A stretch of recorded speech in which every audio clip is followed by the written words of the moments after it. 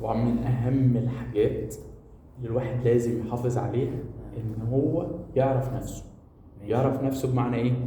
ان هو يبقى عارف، ياخد باله كده. الكلمة دي بتحمسني، الكلمة دي بتقفلني، الأغنية دي بتخليني في مود حلو، الأغنية دي بتخليني لا مش في أحسن حالات. الموقف ده لازم البني ادم يعرف نفسه. يعني راقب انت نفسك واعرف انت نفسك قبل ما حد تاني يعرفك. هي الاهم ان انت تعرف انت نفسك، لان انت لما هتعرف نفسك تقدر تتحكم.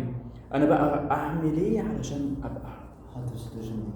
علشان اخلي نفسي فيري اكسايتد، يعني اكسايتد، فاهم؟ لا انا ايه ازاي اخلي نفسي فيري برودكتيف، ازاي اخلي نفسي في حاله من الرزانه.